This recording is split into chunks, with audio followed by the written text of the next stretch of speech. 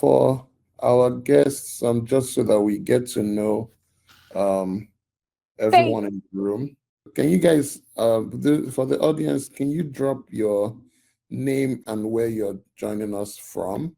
That way we get a sense of, how where everyone is coming in from, and gives us a sense of what might be important for you to hear, or how to tailor the conversation to fit into your context. So I'll just be excited to get your name and where you're coming in from, or where you're dialing in from at the moment. Awesome. So we see um, Benin City. Hi, Benin City. You didn't add your name, but great to connect with you. Onyeka is calling in from Canada. Augustine's from Lagos. Reagan from Nairobi, Kenya. Reagan, I hope everything is well in Nairobi. We know things are a bit hectic right now. Please hang in there. Um, we see Abuja. We see Udofia from Kuwait, Anambra, Abuja as well. So a lot of people within Nigeria. There's Kenya, there's Canada, there's Kuwait. I'm sure there's going to be a lot more of us as the meeting progresses, but it's our 5 minute mark, and we want to go ahead and kick things off. Good afternoon, everybody. Great to have you all here. For those of you who don't know me, my name is AK Oram. I'm the founder of Rise. And Rise is a company that allows anyone in Africa to access dollar denominated investments, goal based plans, and other kinds of assets that'll help you do long term investing across multiple asset classes. And with us today, is someone who is, in fact, needs not a lot of introduction because she's very well known in our space. Her name is Tosin Lasende. I'll let her speak in a minute and kind of give us a sense of all the things that she's known for. But you might know her as the founder of Money Africa. She's an expert when it comes to financial literacy, and she also has several products around how to invest and also how to be more financially savvy. So thank you so much for joining us on this call, Justin. Can you take a minute to tell the audience who you are, what you've done, and anything else that you want us to know about you? hi everyone.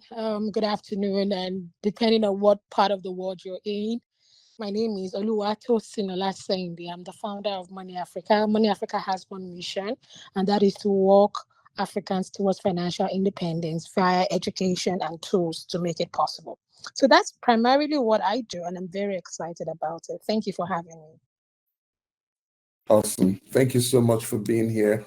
And again, for the audience, thank you all for being part of this conversation. It's really exciting to have this conversation. We every once a month we get together in part of our Rise community, led by Chubi, who is also on the call.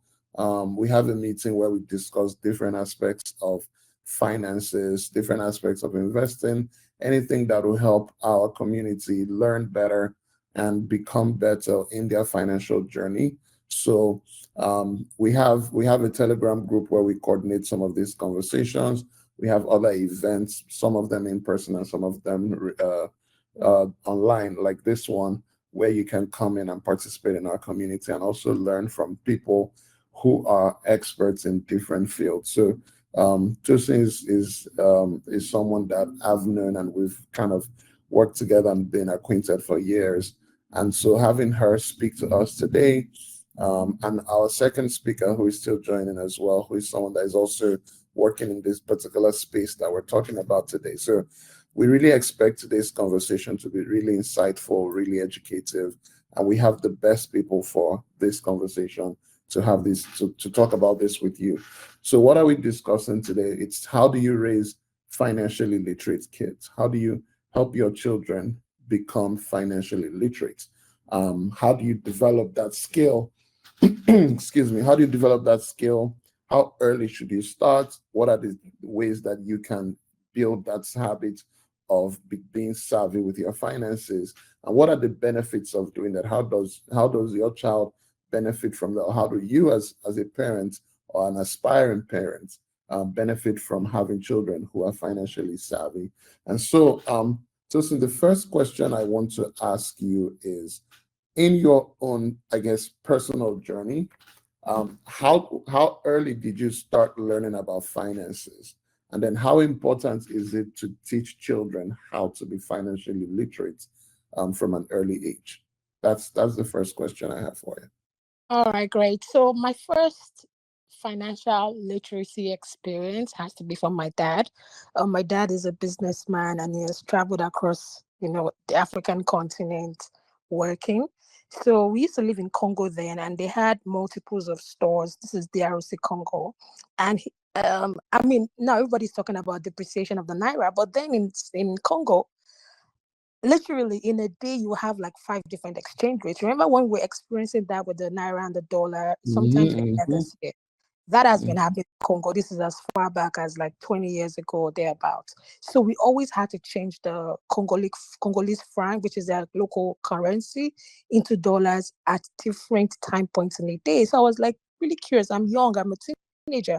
Like, what's going on? Why are we always changing to dollars? And the dad was sort of just trying to explain to me why we have to do that, even though we're going to lose money and things like that. So that's like my first proper memory when it comes to about the intricacies of money.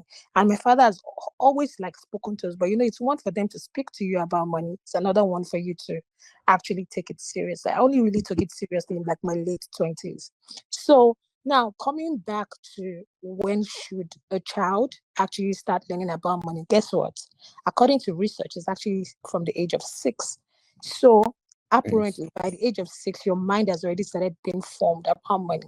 So you have to be very, very intentional. The things you say to them, how you navigate it, how you take them on that journey. So there are lots and lots of unlearning, lots of us as adults have to do now because, we didn't get that right grooming early. And it's not because the parents are evil or wicked. They just did not know any better, right? For a lot of parents. So yeah. Interesting. So age 6 is an ideal time to get started. Absolutely. And what you said about, I guess having to deal with that experience in DRC almost 20 years ago, and then kind of reliving a part of it, I guess, today in Nigeria. I think it really does bring home the fact that these are not new problems and that they are continent-wide problems.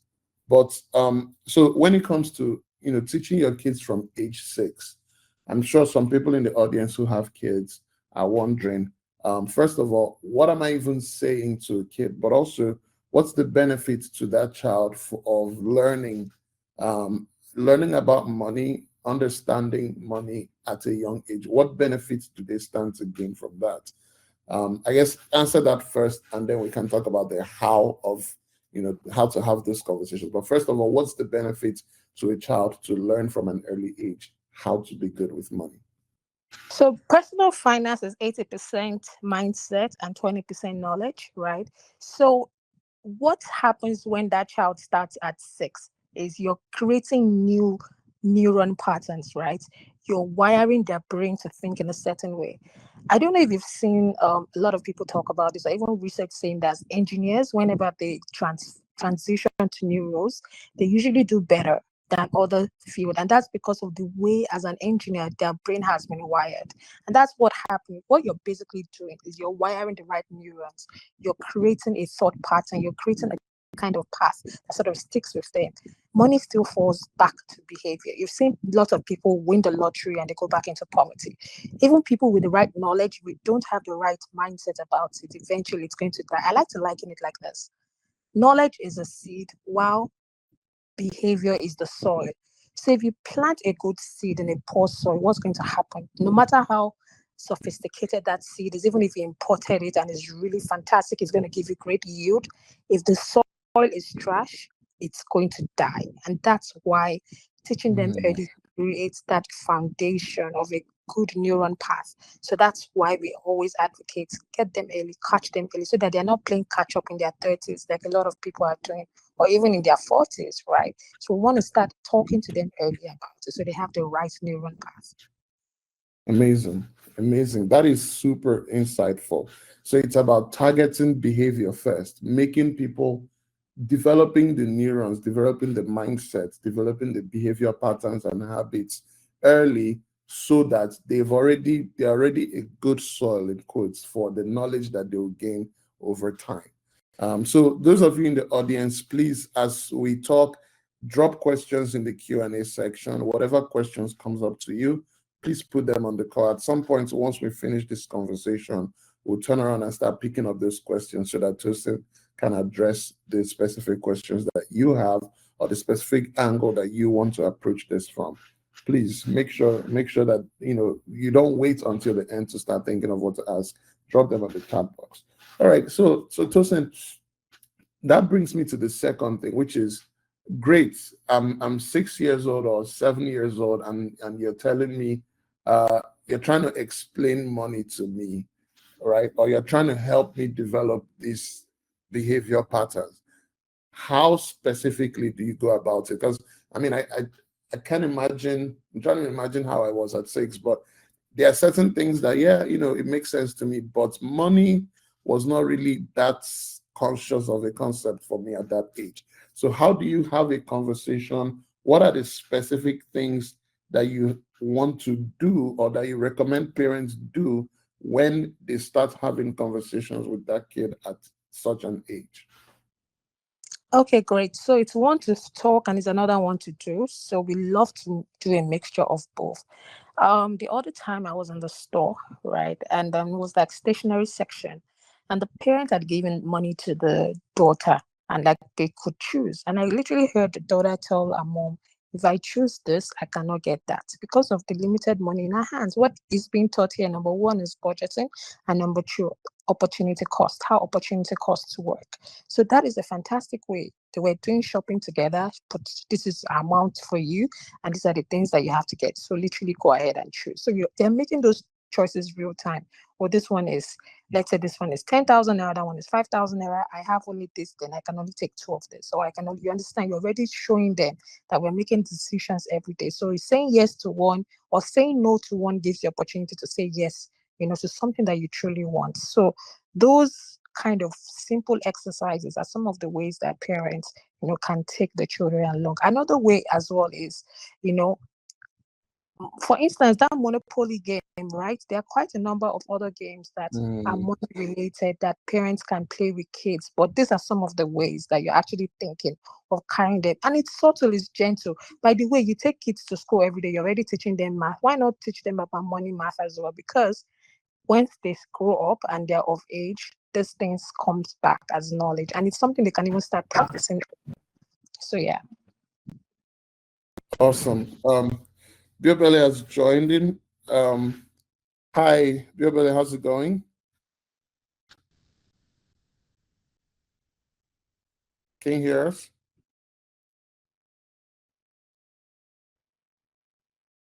Okay, I'm guessing she's getting situated, but while she's getting ready, so I love what you said about kids that you saw their parents tell them, okay, here's your money, now you can pick what you want to buy. So that way you start to give them some elements of choice early. They start to do the trade-off. They start to understand that, oh, if I buy A, I might not be able to buy B. And because I'm a big believer that one of the best ways to learn something is by doing it, right? So I think that's a good point to make. And then you talk about games.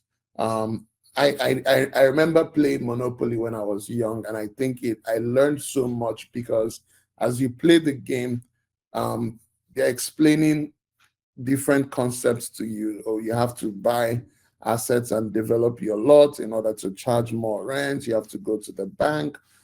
So we'll talk about games a lot more as we go down the line, or at least if there are other games that play a similar role to Monopoly. But this is helpful. Before I ask my next question, I want to check. Biobele, can you hear us now? Are you able to talk?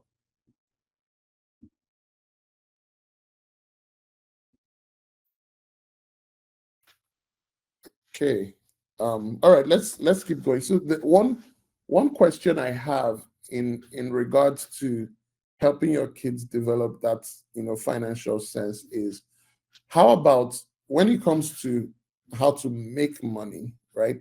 How do you think, for parents who, especially, this is probably something that'll apply to slightly older kids, how do you have conversations about either career or entrepreneurship? Is because I think at some point beyond the habits level, kids are going to start thinking, how do you even make money? And I see a lot of people that as an older age, one of the things that they wonder, or the way they think about money, is that, oh, you make money by, you work and then you get paid. And not enough people learn about entrepreneurship as a possible path, or even some other non-traditional aspects of earning money. So is that a conversation that parents should have with their children, and how should they approach that conversation?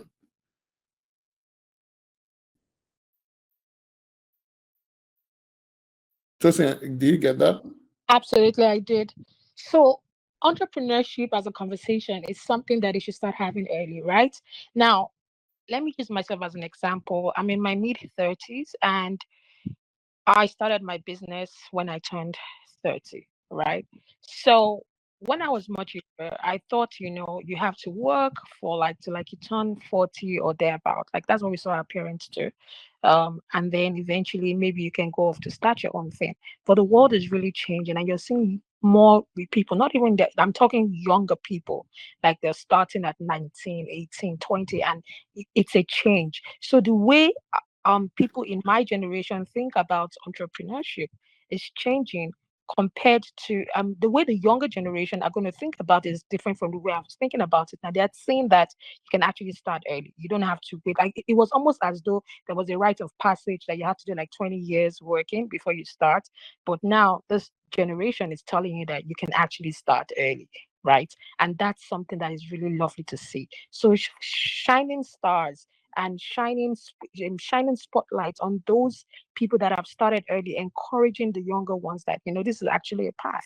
Like this is something that you should consider, and also even this entrepreneurship conversation to be really, really lovely for them to actually start doing it in secondary school, encouraging projects that makes them have like their first Mm, debut to entrepreneurship. Give them a group project. Oh, if you were to do this and do this, what's going to happen? Set up those projects. And if the schools are not doing that, then the parents have to find ways to be able to teach that. So, for instance, some schools are not teaching coding, and now parents are finding coding instructors for their children.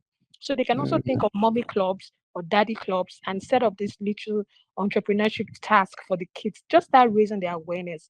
The aim is not for them to make all the money in the world. The aim is for them to know that this path actually exists. And we should keep letting them know. It's not only getting a job, you can also start a business, you can be a solopreneur, you can run a business with a lot of team, you can look at tech. Like it's just really the opportunity is abundant. awesome. This is super good. And so I know that there was a time that you have a focus in Money Africa where you speak, or you have programs that are particularly designed for children. Is that something that is currently running? And is this something you can share some of the experiences that you've had doing that, speaking specifically to a younger audience? Okay, let me take you back memory lane. It was during COVID, and then the kids were stuck at home with their parents, and we're just like randomly thinking. I was driving one day, I was like, hold on. Ever since we've been building Money Africa and we taught him about the power of time and compounding, the parents usually say, oh my gosh, I wish I started learning early. I wish I started. We used to get that almost every time. So these kids are home now. Everybody is forced to learn via tech. They're home, they're Hmm. taking classes via this is a great opportunity. Let's launch Money Africa Kids. Let's start teaching the kids about money. So we started doing a summer school via Zoom, and the result was quite good. We had over 1,000 kids with their parents, teaching them about money. Now, the problem with the Zoom live classes was that because they had to wait for summer school and they have to wait for, the summer holidays before we had those classes. And I was like, wait, how can we build it in such a way that at any time, summer, winter, autumn, anytime, like those kids can actually just join and start taking animated courses. They have the leadership board. So think of Duolingo. but for financial literacy for kids. And that's how we built Money Africa Kids app. We launched it in October last year, and then we're quite really excited. We have the games where the children can match and tap, they can learn new terminologies, they can watch animated courses, and so on and so forth. So we're very excited about this project, and just taking financial literacy to all the children in Africa. Amazing. This is absolutely incredible. Again, for those of you in the audience, I hope you're taking action and you're taking notes on this. So Money Africa Kids has a platform that can actually help you, especially for parents who feel that either maybe you don't trust your own level of financial savvy and you're maybe still learning, or you don't have enough time to take all the time you need to walk your kids through some of these concepts. So now there are some products that are designed to help your kid develop this knowledge gradually over time. And so there's also another product from the second speaker called Early Bean, which is also a product that is designed to help kids to learn how to invest and save better. And even on Rise, for us, our primary focus has not been on education products per se, but we do have plans that are targeted towards creating an investment goal for your kids and starting early to put funds away. And these are some ways that you can try and address that conversation of how can I give my child an early start? How can I give them knowledge? How can I give them resources?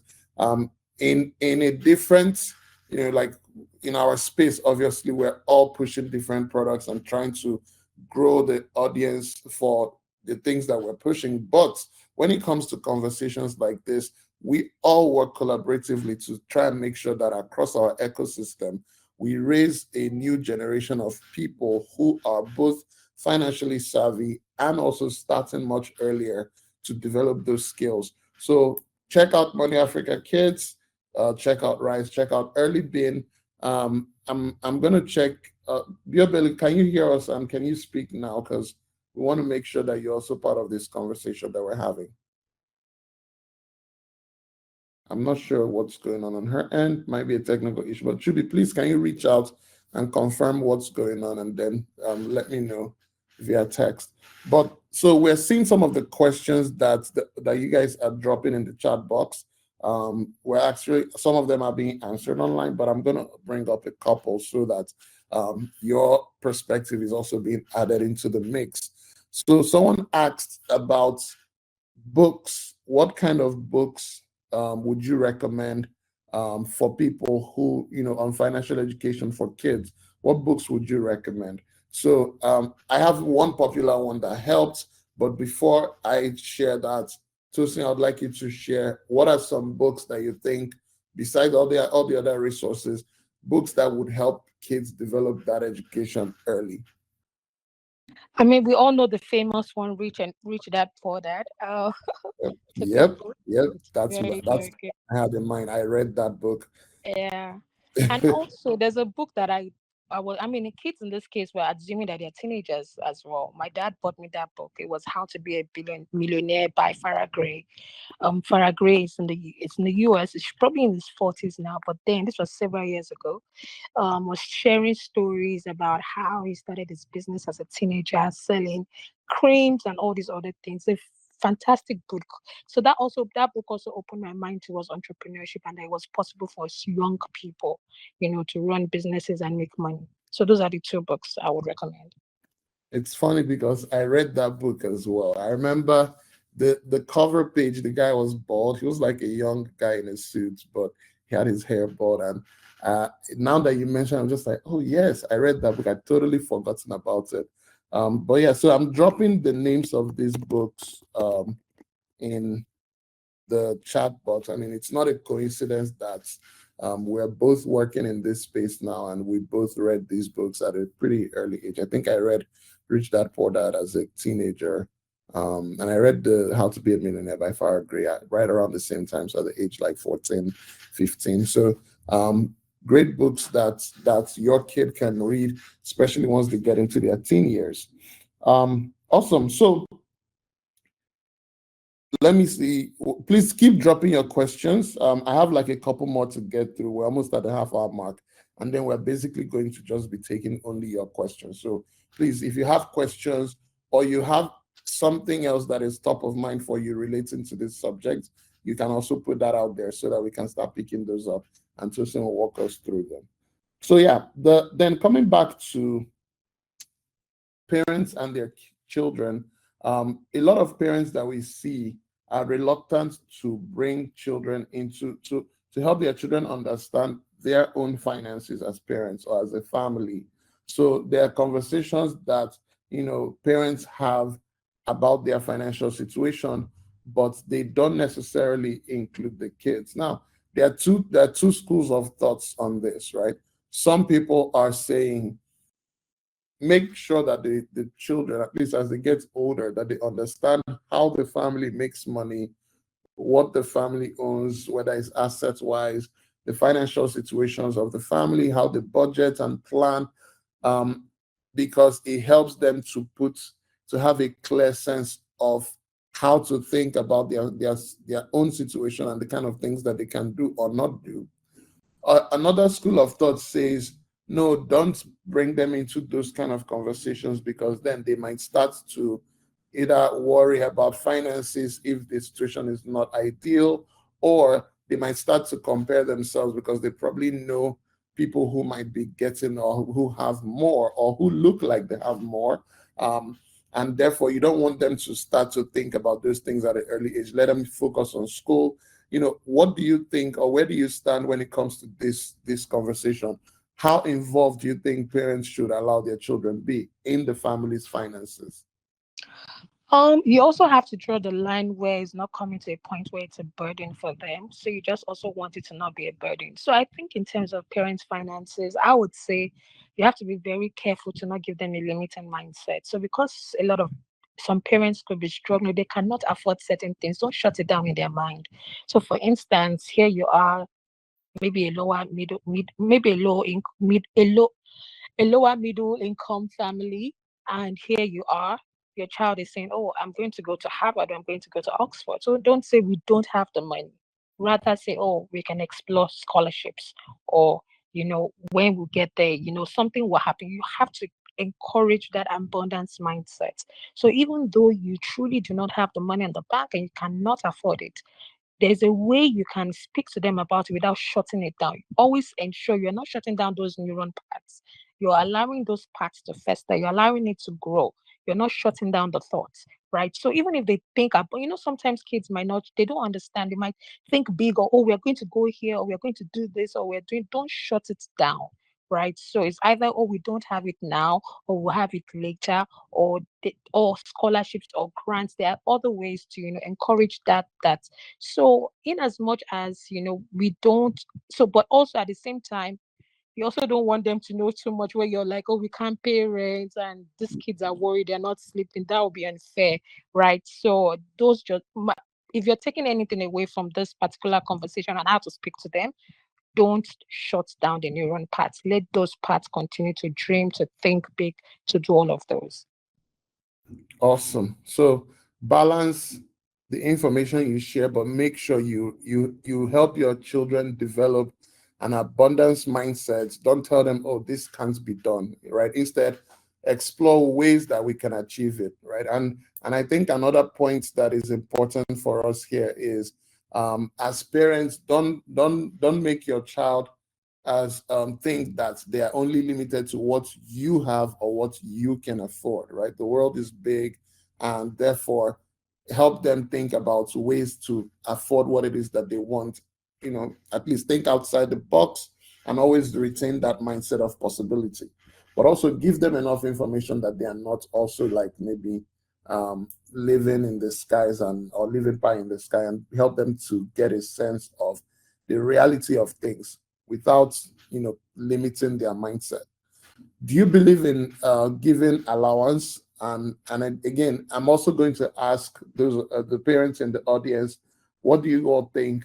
Should children get an allowance? Like some people do weekly allowance, some people do monthly allowance. Some people believe, again, it's one of those like two-sided opinions. Some people believe, oh, children or younger people, don't give them money too early because it spoils children, right? So Where do you sit on that conversation, Tosi? And then for those of you in the audience, please also share what you think. Should children get an allowance or not?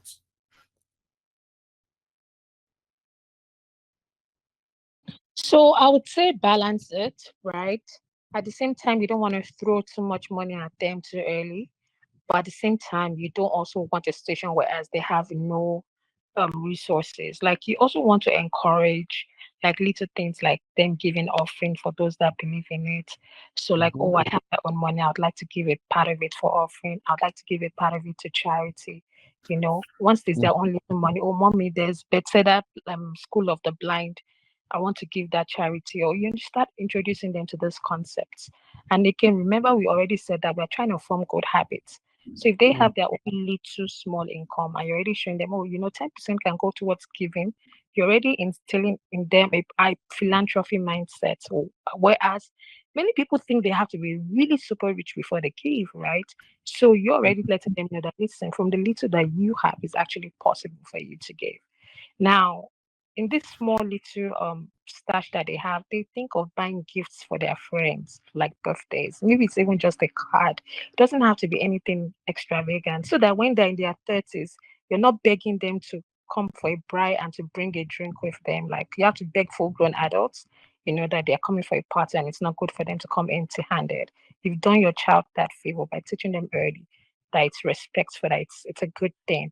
If it's just a card or something, right? So you always have to ask yourself, what is my objective and what is my purpose? And once you know what your objective and your purpose is, it guides you on how you can, direct it. Do you get? Yes, absolutely. Awesome.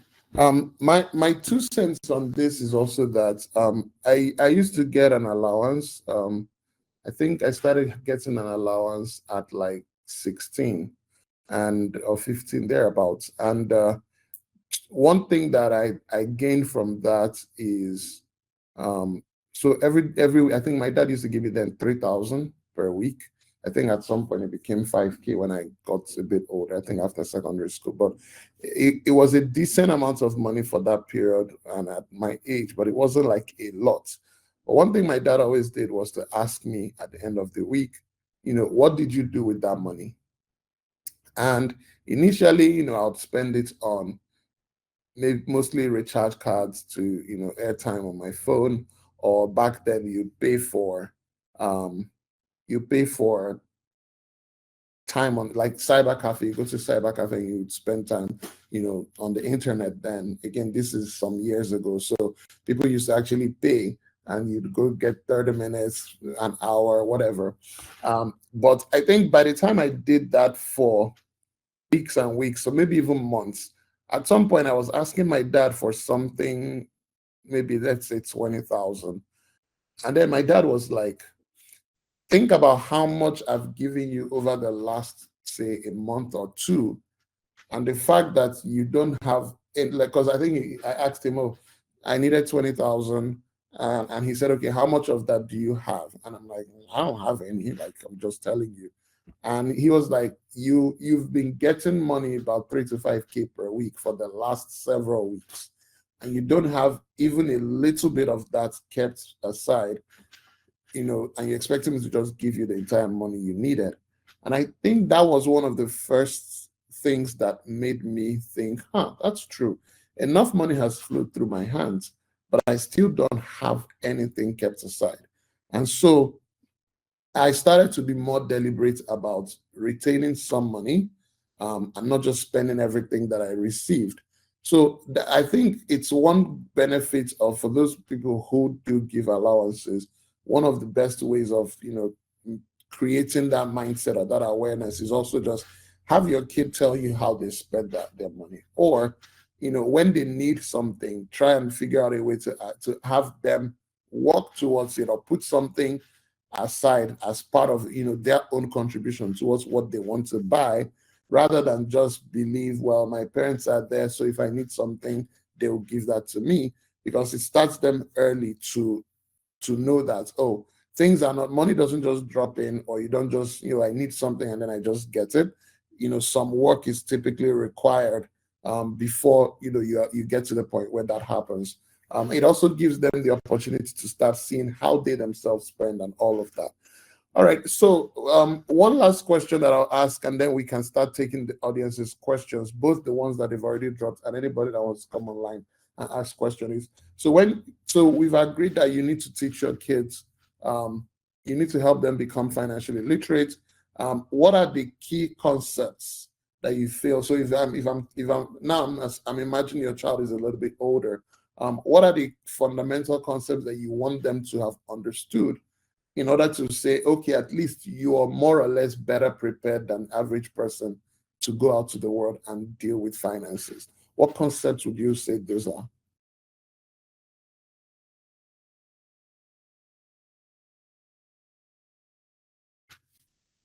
Sorry, can you take that again?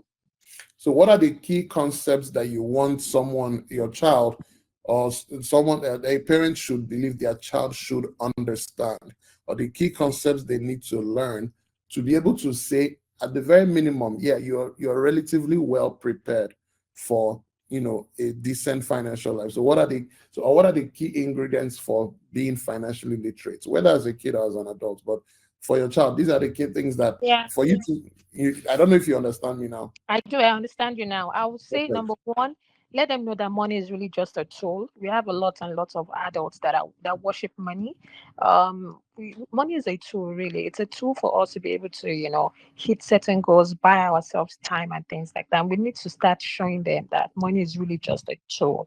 That's one thing that is very important for you to be able to achieve. Number two, personal finances, 80% mindset and 20% knowledge. Oh, I cannot become a wealthy person from 9 to 5. That's not true. Oh, entrepreneurship is the only path. That's not true. Oh, I need to be rich in order to start investing. That's not true. So you want them to have the right mindset about money. Number three, compounding is a it's the eighth wonder. You want them to understand how compounding works, how time is their friend when you start investing, how you want to start early. So with these three concepts, you've laid sort of a good foundation, and it's a good place to start. Awesome. Awesome. Thank you so much for that. So, for the audience, if anybody wants to ask a question, feel free to raise your hand. I see Nafisat, your hand is up. Are you still there so that you can join? You can go ahead and ask your question.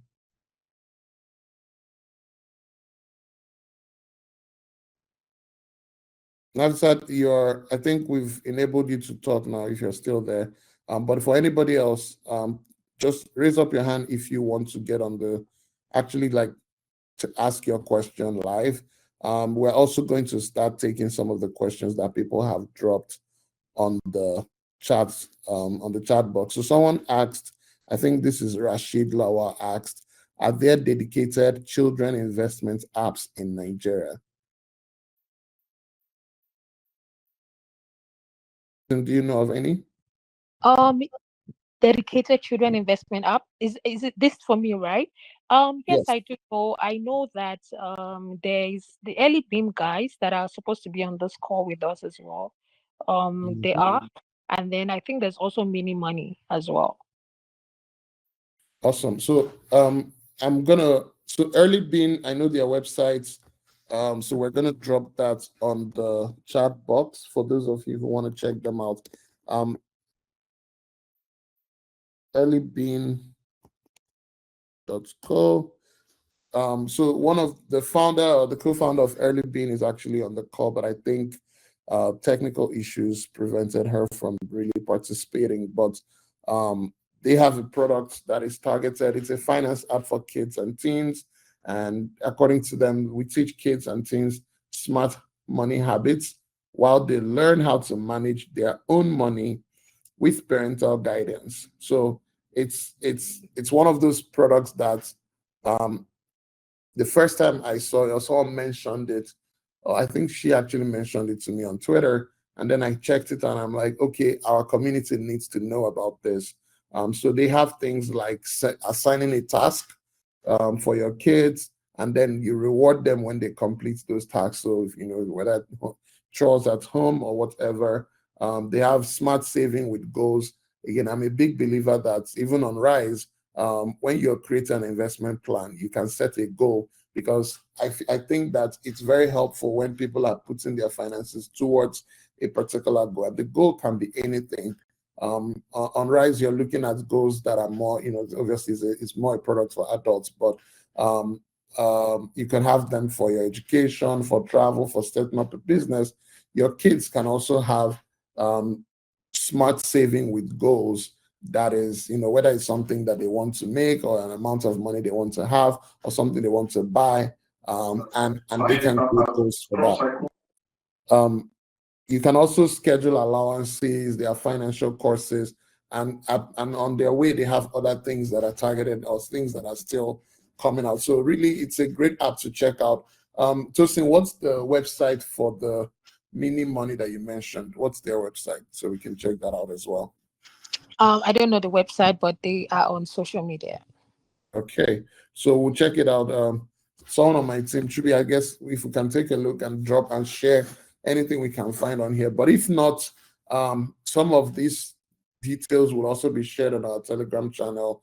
And this recording will also, the recording for this meeting will also be shared to everyone who attended. So you guys can follow up with those products. But again, it's a beautiful thing that these products exist.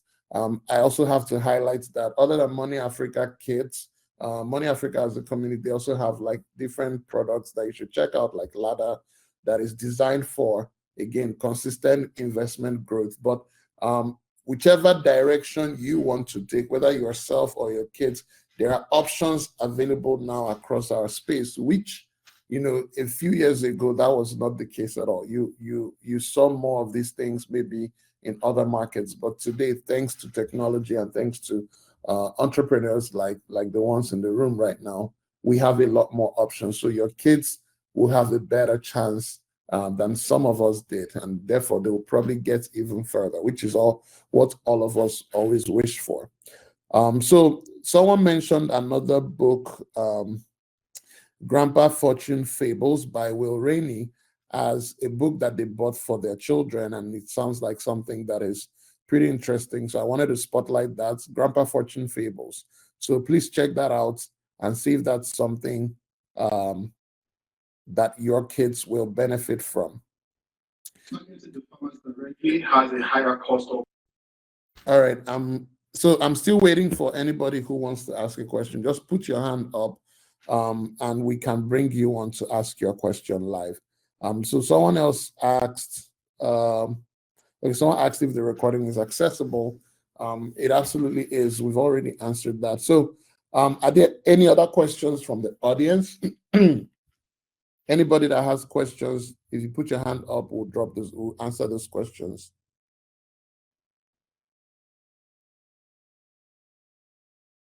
Someone asked, what age should parents start teaching their kids about money? I think according to our speaker, she said at least from age 6, your children start to understand the concept of money. And that's also when they start to build the habits for finances over time. So that's a good age to start for. Tosin, someone asked this question, I'd like you to take it. Can you explain more about the concept of compounding, right? So they heard you, but they didn't quite catch the details. Can you give them a walkthrough once again? So basically, compounding is earning interest on your interest. So let's look at this. Let's say you invested $100 and you're getting 10% per annum. That brings your interest to be 10%, sure. $10, right? So at the beginning of the new year, instead of you starting with $100, you're now starting with $110. $110 multiplied by 10% again is $11. Remember, the previous year you had gotten $10 because your capital was only 100. In the next year, you now have $110 because you have compound plus interest. That's how your money continues to grow. At the beginning of the third year, this time around, you have $110 plus your interest of $11, which brings you to $121 in the third year. Remember, the first year you started with $100. On the third year, you're starting with $121, and that's the power of compounding. So that loop is going to continue and continue and continue indefinitely as long as you leave it to keep compounding. So that's how compounding works. Awesome. I have a question of my own. So a lot of people, when again, and good thing, it kind of like picks up from this idea of compounding. So a lot of people don't appreciate enough that the best thing with investing is to start early. And the more time you have, because again, compounding works each year, each period when your money kind of rolls over and the capital becomes bigger, which means the more time you have, the much bigger the end result will be. And so when people finally kind of clock compounding, one of the things that they always say is, oh man, I wish I started like, say, 5 years ago or 10 years ago. And so for Rise, one of the ways that when we create, we have a kids plan that allows you to sort of start putting something away for your child, sometimes even before they are born, but definitely from when they're pretty young. And then as they grow, you're putting that fund away. By the time they get to 18, you probably already have 5,000, 10,000, or whatever amount that you can even say, okay, here's what you're starting with. This is what we had for you, or we started off for you. And now you can continue from that point. So, but I know people who advocate creating a bank account for your child, and giving them some control over it, or giving them access to it at some point. There are also some investment products or some brokerage houses where they have custodial accounts where the kids can start investing, but the parents control what they do. Have you seen offerings like that in our space? And secondly, at what age do you think it's ideal to start having your child, gain direct access or direct control to their own financial accounts? It's kind of two questions in one there. Okay, great. So then getting their bank account and exercising some autonomy again, we'll go back to the point of just giving them some money, right? So whether the money is physical or it's in soft form, in this case, in the form of account, we still want to go ahead with that same principle, just basically, introducing them early to it, giving them a little autonomy, showing them how it works, because there's no point of them having an account if the account is going to be empty anyways, right? So it still goes back to the logic of giving them some allowance and giving them access to it to change good habits. So I have nothing against it. At what age, really, if I think for me, I would say when the kids have access to devices, right? Because for them to have access to an account, they're most likely going to use internet and things like that.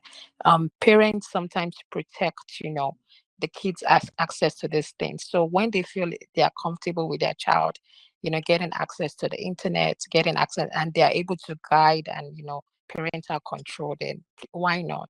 It goes with the same logic of the allowance that we spoke about. As long as it's done in moderation, the aim is to target habits and it's guided. So that's absolutely fine. What other part of the question have I not answered? Actually, you've answered both of them. Thank you so Okay, great. much. Welcome. Awesome. So I guess we can take the last few minutes to, can you tell our audience the best way to reach you, some of the products that you guys have, and any other thing that you want them to walk away with post this conversation? Okay, great. So, what I want to walk away with, I understand the market is a bit hectic. Everybody's talking about, um, the devaluation of the naira, and even for those that are living outside of the country, you're talking about inflation and how things have gotten expensive and all of that. However, while all of this is true, there's something I also want to share with you, and that is optimism. Optimism is an asset based on research. The people that are optimistic end up being successful, they end up making money. You want to be very careful to distance yourself from pessimism. So I'm not saying be delusional, I'm just saying you have to look for the shining lights. So even if you look at the stock markets, there are times when the market goes down, and in the long run it's actually still tilting up.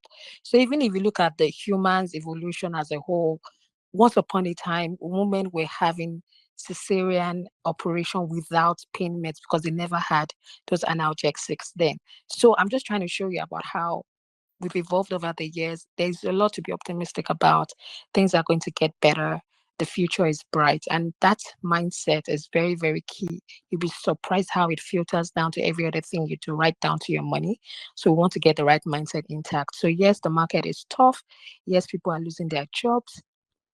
There's devaluation of the naira, but your optimism I want you to hold on to it as tightly as you can. Then the next one is that compounding is many times when people are thinking about investing, they want to start with the complicated things first, right? It's actually investing is actually easy, right? It's not as hard as people think it is. It's not as complex. So go for the low hanging fruits, build confidence in yourself, and then you can go ahead to continue to, compound and stack it over time. So it's a good time to be alive. Things are going to get better. Stay optimistic. Thank you. Awesome. Thank you so much for that. I think this is definitely a good thing to keep in mind as parents, because I know with a lot of things happening, people always have different anxieties about what the future holds. But again, based on research and also based on what she's told us, optimists tend to win, and there are genuine opportunities. So it's not just wishful thinking. Once you take a hopeful eye out into the world, you will see a lot of opportunities for things to get better, both for us individually and generally for our societies. And so, keeping that mindset will be very solid. So, thank you so much, Tosin, for a lot of the insights that you've shared so far. Some people said that their questions have not been answered. I think, Michael, you said you had a question that has not been answered. I've asked if you can ask that question again. Emmanuel asked if kids should be introduced to stocks, or it should just be money markets. I'm going to quickly just answer that one by saying that for your children, at the initial stages, explain as much as you can, explain everything to them. Also, that builds some level of curiosity, right? So tell them how money markets works and how it's different from stocks, and how risks can and how you can understand the risk of stocks and the best way to invest in stocks. For me, my dad used to invest in stocks, and very, very early, I learned to ask him, what does it even mean to invest in stocks? And so I can never forget his explanation. He said, it means that I'm a co-owner of a business, and therefore, at the end of every year, because then I used to see him read their annual reports, and that he's like, oh, I got a dividend from these guys, and these guys didn't pay anything else. So he was like, oh, I'm a co-owner of the business, and I will receive a report of how the business did. And in some cases, when the business was profitable, I'll get a dividend.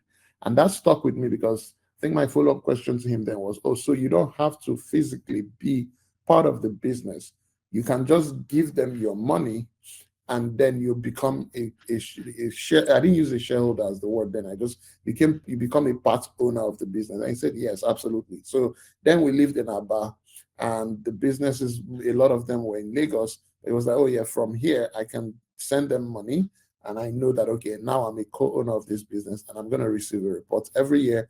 I'm going to get a dividend in some cases, and that lesson stuck with me. So tell your kids early, explain it to them, trust that even if they don't understand it the way you will as an adult, they will understand some aspect of it, and that's enough thread for them to follow.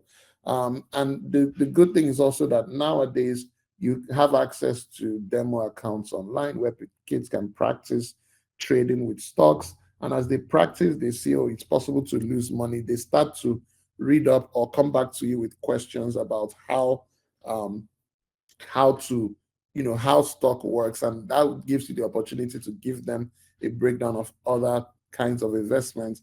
And they get to decide for themselves which ones they want to follow up over time. So it's always a good thing to give them as much exposure as you can. So that's pretty much the summary of today's conversation. I Hi don't know. again. Yes. Yeah, sorry to cut you short, but I think Biobele is available to speak now, just so we're able to hear at least a bit from her before we get off. Awesome. Okay, Biobel, if you can hear us now, can you quickly just, I guess, intro yourself and tell us more about Early Bean and any other thing you want the audience to know? Okay, hi everyone. My name is Biobele. I am so sorry. I just joined. Unfortunately, I had a pitch on the NSI pitch today. I think when opportunities happen, they happen all at the same time. Right? I was trying to see how I could, do two things. So I'm sorry. I'm the co-founder of Biobele. We're struggling to hear you a bit. You're You fading can't hear out. me? Okay, now you're better. Is it better? Okay. Yes. So I'm the co-founder of Early Bean. Early Bean is a finance app for kids that allows them, earn from tasks and chores, save for goals, spend in a controlled manner, but mostly with parental controls and monitoring features. And what we're really trying to do is to teach kids in an effective way. It's beyond just education, beyond just courses, quizzes, and things like that, right? That somehow kind of fall through in terms of retention. We are trying to teach them practical financial skills. So on our app, we have courses that they can watch, quizzes they can engage with, games they can play that teach financial literacy, but also a digital wallet, allows them to practicalize that learning, making it more retentive, more effective, and more habitual. So when I joined, I noticed a couple of people were asking for tools, how to teach kids financial literacy, what age to start. To be very honest, the earlier you start, the better, right? So even with the younger kids, from the toddler years, you start by teaching them about counting, right? Just counting numbers, right? Using, those days in school, they would use like stars and, teach you stars or like these wooden blocks and things like that, right? All of those things start to form the knowledge around how numbers work. But then as they get older, from like 6, as Tosin said earlier, you want to start introducing them to more practical things, like giving them extra money to manage. When they get money from, they get gifts, and auntie comes over, gives them a gift. Most parents on this call will probably pocket that money. Don't pocket the money, because it's an opportunity to actually teach them how money works. And I always say it's much better for them to learn now and make mistakes with 2009 than growing old and then you now make a mistake with 2 million. So yes, hopefully this has added some value to the conversation that has been ongoing. Awesome. Thank you so much. You guys, I mean, I tried to explain a little bit about early bean, but you see the difference when you're hearing it from the horse's mouth directly. It's much, it gives you a much better sense, and she kind of explains how they target different behaviors. And so, one thing that she also mentioned that I want to reemphasize is people give gifts to your kids, don't pocket them. That's what our parents' generation did. And they handicapped a lot of us because we don't know what to do with money until we start making a lot of money on our own, and then we start learning from our mistakes with with big money on the line. So give them the opportunity to make those mistakes with a little bit of money and at early age. I think it's a marvelous gift to give to your children. So check out their website. We've dropped it here before, earlybean.co. Read up on it, download the app, start putting your children on it. Go to moneyafrica.com. Please check it out. They have a kids program, they have adult programs if you want to learn more. And of course, don't forget to go to www.risevest.com, risevest.com, where we have all sorts of both Naira and dollar denominated investments from really around the world. So there's a lot of opportunities that exist today that did not exist before. So if you have financial goals, you have long-term investment goals, you have things you're trying to achieve financially, check out RiseVest. Reach out to us if you want to sit down with someone and even get an x-ray into your own financial situation.